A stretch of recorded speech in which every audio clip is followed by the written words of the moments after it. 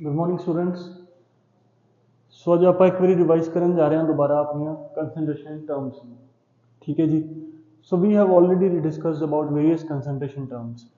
सो जो concentration terms आप discuss कीतियां सी, सब तो पहला we discuss about the molarity of a solution. The second concentration term was molality. ठीक है जी। Third was normality.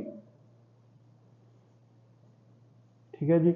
सो एक एक करके we are going to discuss about the various concentration terms that we have discussed. So सब तो पहले आप start करांगे मोलैरिटी तो। मोलैरिटी क्या होंदा है? पहली चीज तो यह है ਆਪਾਂ ਇਹਨੂੰ स्टार्ट ਕੀਤਾ ਸੀ इस चीज तो समझन तो कि सॉल्यूशन क्या होंदा है। ठीक है जी। Solution is your homogeneous mixture made from two components. First one is your solute and the second one is solvent. ठीक है जी। ਹੁਣ ਜਦੋਂ ਤੁਹਾਡਾ ਸੋਲੂਸ਼ਨ ਬਣ ਜਾਂਦਾ ਸੋਲਿਊਟ ਤੇ ਸੋਲਵੈਂਟ ਨੂੰ ਮਿਕਸ ਕਰਨ ਤੋਂ ਬਾਅਦ ਤੁਹਾਡਾ ਇੱਕ ਹੋਮੋਜੀਨੀਅਸ ਸੈਟਅਪ ਬਣ ਜਾਂਦਾ, ਜਿਵੇਂ ਆਪਾਂ ਸਮਝਿਆ ਸੀ sugar solution and salt solutions ਤੋਂ। ਠੀਕ ਹੈ ਜੀ। ਸੋ ਹੁਣ ਇਹਨਾਂ ਦੀ ਜਿਹੜੀ ਕੰਸੈਂਟ੍ਰੇਸ਼ਨ ਹੈ that we have to explain on the basis of the concentration terms। ਹੁਣ ਆਪਾਂ ਇਹ ਨਹੀਂ ਕਹਿ ਸਕਦੇ ਕਿ ਕਿੰਨੇ ਗ੍ਰਾਮ ਕਿੰਨੇ ਲੀਟਰ ਚ ਮਿਕਸ ਕੀਤੀ ਹੈ। no, we can directly discuss ਜਾਂ directly explain about the solution ਕੀ ਉਹਦਾ characteristics ਕੀ ਹੈਗੇ ਨੇ by using the concentration terms। ਠੀਕ ਹੈ ਜੀ।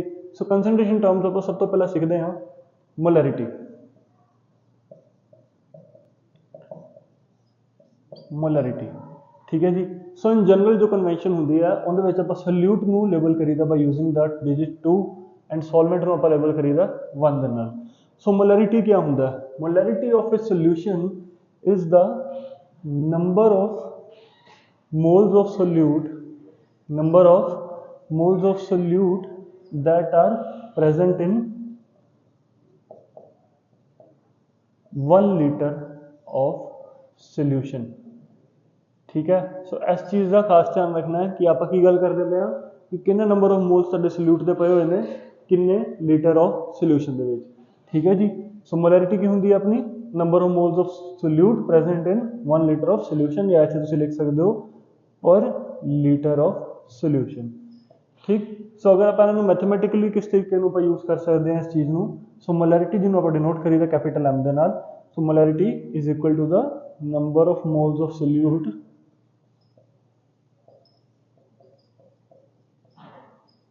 divided by the volume of solvent in liters। क्योंकि हुण तुसीं ये दसना है कि 1 लीटर दे विच कितने नंबर ऑफ मोल्स ने। So if you are given कि suppose 10 moles are present in 50 litres of solution. ठीक है। सो क्योंकि तुसीं पर लीटर दे विच हुण निकालने हैं, सो तुसीं क्या करोगे, नंबर ऑफ मोल्स लिखोगे कितने 10 divided by 50। So 1/5 will be your number of 1/5 will be your molarity, that means number of moles per liter of solution। ठीक है जी। सो इन जो यूनिट्स बनती हैं वालों क्या होंगी, मोल पर लीटर, या आप सिंपल टर्म के डिफाइन कर सकते by using capital M, that is molar. ठीक है जी। So if you are given that a solution has concentration of 5 molar, then it is directly telling you कि 5 moles of solute 5 moles of solute are present in 1 liter of solution। ठीक है जी। सो जो main confusion होती है students को, वो किस चीज़ से रहती है, वो इस चीज़ से रहती है कि अगर तुम कंसंट्रेशन दी है दैन तुम क्या इंफॉर्मेशन दी है। ठीक है। सो क्वेश्चन के कई बार डायरेक्ट कंसंट्रेशन दी होंगी है, वॉल्यूम डिस्कस नहीं की होंगी, so that you can directly extract from the concentration you have given. So concentration अगर तुम 5 मोलर दी है, सो तुम डायरेक्टली इंफॉर्मेशन की एक्सपेक्ट कर सकते हो कि किसी भी सल्यूट के 5 मोल्स प्रेजेंट ने इन 1 लीटर ऑफ सॉल्यूशन। ठीक है। सो ऑटोमैटिकली तुहाडी जो वॉल्यूम है वो 1 लीटर बन जाती है if it is not already mentioned. ठीक है जी। सो किसी भी मोल्स तो तुसीं की निकाल सकते हो, तुसीं किसी भी सल्यूट का मास भी निकाल सकते हो। ठीक है। सो तुहानूं सिर्फ उन्हें कंसंट्रेशन दे के क्वेश्चन दे विच सिर्फ तुहानूं कंसंट्रेशन मैंशन करके तुहानूं मोल्स, तुहानूं mass and volume of solution तीनों चीज़ां मैंशन कर देती हैं। ठीक है जी। सो मोलैरिटी जो यूज होंगी है टर्म, वो की दसदी है, मोलैरिटी दसदी है कि नंबर ऑफ मोल्स कितने प्रेजेंट ने in the 1 litre of solution. ठीक है। नेक्स्ट टर्म जो आप पढ़ते हैं दैट इज मोलैलिटी। ठीक है, मोलैलिटी। मोलैलिटी ਨੂੰ ਉਵੇਂ डिफाइन किया जाता है स्मॉल m ਦੇ ਨਾਲ, ठीक। सो मोलैलिटी क्या ਹੁੰਦਾ, number of moles of solute present in पर kg ऑफ सॉल्वेंट, ठीक है। सो मोलैलिटी ਦੇ ਵਿੱਚ ਕੀ ਹੁੰਦਾ, सॉल्वेंट ਦੇ ਨਾਲ ਲਿਖੀਦਾ, पर kg मीनस wait of solvent in kgs, ठीक है जी। एंड अगर तुसी kg ਨੂੰ ਉਹਦੇ ਵਿੱਚ ਲਿਖਦੇ ਹੋ number of moles of solute ਨੂੰ ਆਪਾਂ डायरेक्टली लिख सकते हैं number of moles of solute ਨੂੰ n2 ਦੇ ਨਾਲ, वेट ऑफ सॉल्वेंट ਨੂੰ ਆਪਾਂ ਲਿਖ ਸਕਦੇ ਹਾਂ w1 ਦੇ ਨਾਲ। ਜੇ ਤੁਸੀਂ kg ਚ ਲਿਖ ਰਹੇ ਹੋ then kg ਚ, then ਜੇ ਗ੍ਰਾਮ ਚ ਲਿਖੋਗੇ then you have to multiply it by the 1000, ठीक है जी। सो ਤੁਹਾਡਾ ਜੋ ओवरऑल फार्मूला ਕੀ ਬਣ ਜਾਂਦਾ n2 divided by w1 into 1000, ਜਿਹਦੇ w1 ਕੀ ਹੁੰਦਾ is your mass of solvent या किन्ने weight of solvent ਦੇ ਵਿੱਚ ਕਿੰਨੇ moles ਪਏ ਹੋਏ ਨੇ, that can be directly calculated from the molality। now coming to that theoretical part, so ਆਪਾਂ ਇਹਦੇ ਵਿੱਚ ਕੀ ਸਮਝ ਸਕਦੇ ਹਾਂ, suppose ਉਵੇਂ ਹੀ ਆਪਣੇ ਕੋਲ ਇੱਥੇ 5 molar solution present ਹੈ, ਇਹਦੀ units ਹੁੰਦੀਆਂ that are molal, small m ਦੇ ਨਾਲ ਤੁਸੀਂ ਲਿਖ ਸਕਦੇ ਹੋ molal, small m ਦੇ ਨਾਲ, ठीक है जी। so if you are given 5 molar solution, so 5 molar ਦਾ क्या मतलब होएगा, 5 moles of solute present in 1 kg or 1000 gram of solvent। now we will talk about the solvent and not the solution, ठीक है। so ਹੁਣ ਆਪਾਂ ਇਸ ਦੀ ਗੱਲ ਕਰਾਂਗੇ solvent ਦੀ, ਨਾ ਕਿ solution ਦੀ। so molality ਤੇ molarity ਚ ਕੀ ਫਰਕ ਹੁੰਦਾ ਹੈ, molality discuss about the number of moles present in the per kg of solvent and molarity ਕੀ ਹੁੰਦੀ ਹੈ, number of moles of solute present in per liter of solution, ठीक है। सो इन्हों दोनों के विच डिफरेंस जो है काफ़ी इंपॉर्टेंट है समझना कि इहदे च आपां पर kg ऑफ सॉल्वेंट की गल करते हैं एंड मोलैरिटी दे विच आपां पर kg ऑफ पर लीटर ऑफ सोल्यूशन की गल करते हैं, ठीक है। सो थर्ड कंसनट्रेशन टर्म अपने कोल किहड़ी आ जांदी है, थर्ड टर्म आपां डिस्कस करांगे अबाउट द नॉर्मैलिटी, ठीक है। नॉर्मैलिटी क्या हुंदी है, जिवें आपां नंबर ऑफ मोल्स कैलकुलेट करीदे ने, नंबर ऑफ मोल्स क्या हुंदे ने, given mass by the molecular mass या मोलर मास, ठीक है। नंबर ऑफ मोल्स की होंगे ने, given mass by the molar mass. So similarly normality दे विच आपां नूं की रिक्वायरमेंट होंदी है, नंबर ऑफ ग्राम इक्विवेलेंट्स की। इहदे विच आपां किहदी गल करांगे, नंबर ऑफ मोल्स दी नहीं, नंबर ऑफ ग्राम इक्विवेलेंट्स की। So normality is the number of gram equivalents of solute present in 1 liter or you can say per liter of solution, again solution, ठीक है। So solution क्यों, इहदे च आपां हुण एक चीज़ का ध्यान रखना है कि सिर्फ molality is the only term, molality is the only term where we will discuss about the weight of the solvent, otherwise आपां की लेके चलांगे हमेशा वॉल्यूम ऑफ सोल्यूशन या सोल्यूशन की ही गल करांगे, वेट ऑफ सोल्यूशन, ठीक है। So number of gram equivalents तो आपां कोल आ गए, ठीक है, कि नंबर ऑफ ग्राम इक्विवेलेंट्स आपां नूं चाहिए ने। Volume of solution we know, ठीक है, वॉल्यूम ऑफ सोल्यूशन की हुंदा। Now we have to discuss की नंबर ऑफ ग्राम इक्विवेलेंट्स हुंदा की है, बिकॉज ये टर्म तो अपने कोल आ गई, हुण आपां देखना है कि हुंदा क्या है। So number of gram equivalents की हुंदे ने, नंबर ऑफ ग्राम इक्विवेलेंट्स की हुंदे ने, नंबर ऑफ ग्राम इक्विवेलेंट्स अपने कोल हुंदे ने, नंबर ऑफ ग्राम इक्विवेलेंट्स अपने कोल हुंदे ने given mass divided by the equivalent mass. Number of gram equivalents की होंगे अपने को given mass by the equivalent mass. Number of moles की होंगे सी given mass by the molar mass और नंबर ऑफ ग्राम इक्विवेलेंट्स की होंगे अपने को given mass by the equivalent mass. So equivalent mass की होंगे, इक्विवेलेंट मास अपना सेम वही चीज़, इक्विवेलेंट मास आप कैलकुलेट करांगे bye using the molar mass, because अगे इतने मोलर मास यूज होंदा सी। सो मोलर मास चों मोलर मास नूं अगर तुसी n फैक्टर दे नाल डिवाइड कर दोगे that will be your equivalent mass. So तीनों टर्मां समझ चाहिए। नंबर ऑफ ग्राम इक्विवेलेंट्स की होंदा given mass by the equivalent mass की होंदा molar mass by the n factor.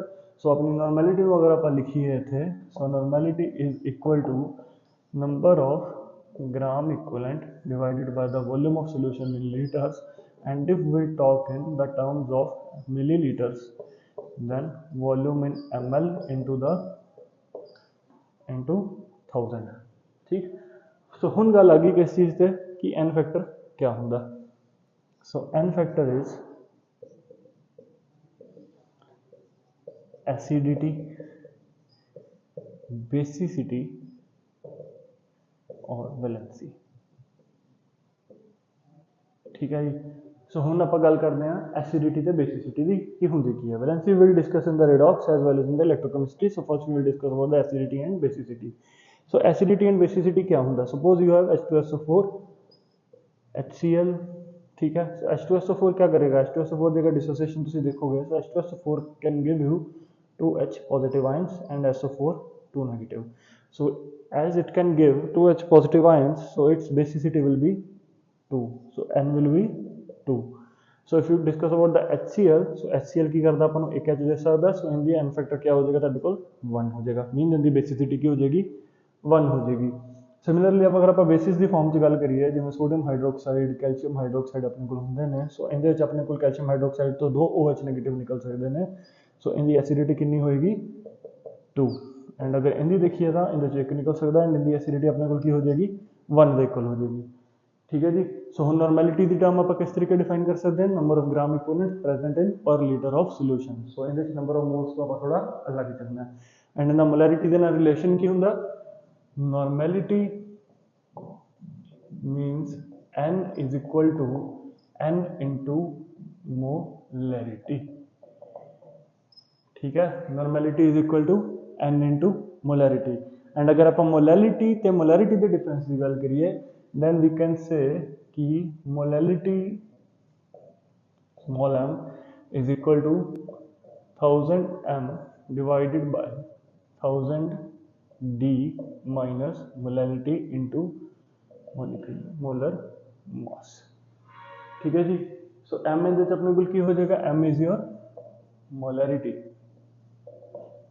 and d is your density and m dot m is your molar mass of solute.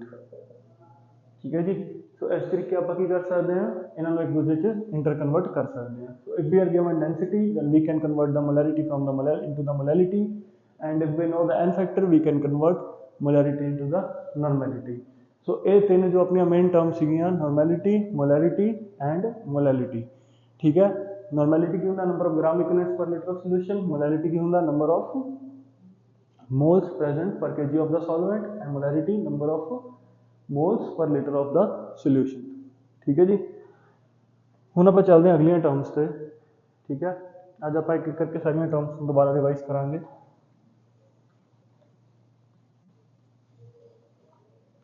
Next term is your percent by mass by volume या volume by volume percent. ठीक है। अगर आप इन्होंने simple terms लिखिए तो की होंगे weight by weight percent, weight by volume percent या वॉल्यूम बाय वॉल्यूम परसेंट। ठीक है जी। सो इन्होंने भी तुम उस तरीके समझ सकते हो। वेट बाय वेट परसेंट की होएगा तुहाडा, ऊपर वेट जो होएगा W वो तुहाडा हो जाएगा weight of solute divided by weight of solvent into, क्योंकि परसेंटेज है इत्थे, so we will write multiplied by the 100।